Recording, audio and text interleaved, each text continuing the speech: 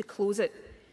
But if we are to live up to our ambition, we have a very particular duty to those most in need. We have to get it right for every child. Recently, I've been spending some time with young people who've grown up in care. Some of them are here today. We welcome you to our conference.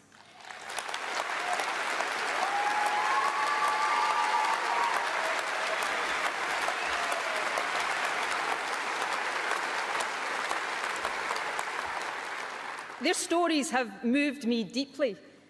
These young people have challenged me to accept Who Cares Scotland's pledge to listen to 1,000 care-experienced young people over the next 2 years, and then to use what they tell me to help make their lives better.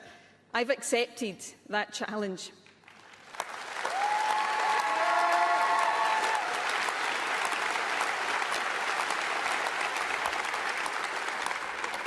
Don't get me wrong. Many young people who grow up in care go on to do great things. And the staff and the foster carers who work with looked after kids do an amazing job. Let us thank them publicly today.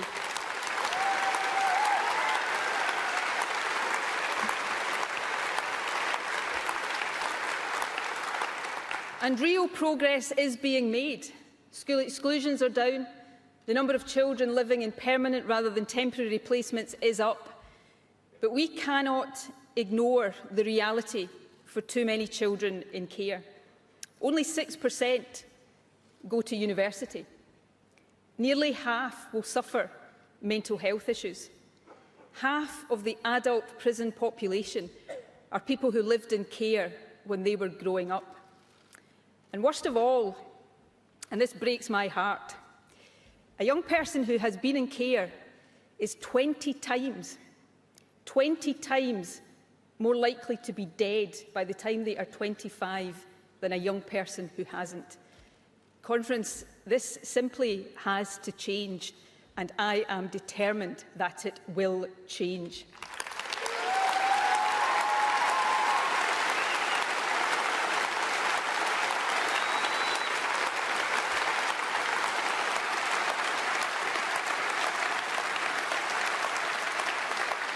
So I am going to do what these young people have asked me to do. I am announcing today that we will launch an independent root and branch review of the care system. It will look at the underpinning legislation, practices, culture and ethos, and it will be driven by those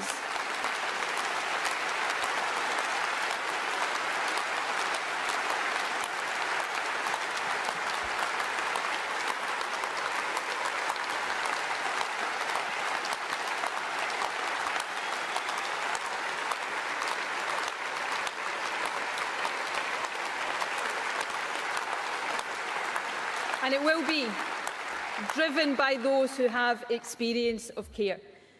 Conference, this is not something that any other country has ever done before. We will do it here in Scotland first.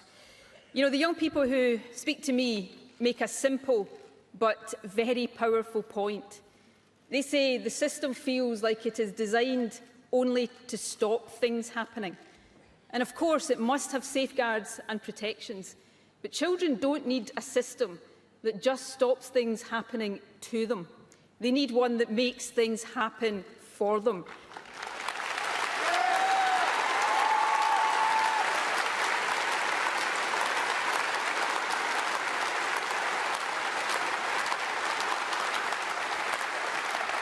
They need a system that supports them to become the people they can be, one that gives them a sense of family, of belonging, of love. My view is simple. Every young person deserves to be loved. So let's come together and make this commitment to love our most vulnerable children and give them the childhood they deserve. That's what inclusion means in practice.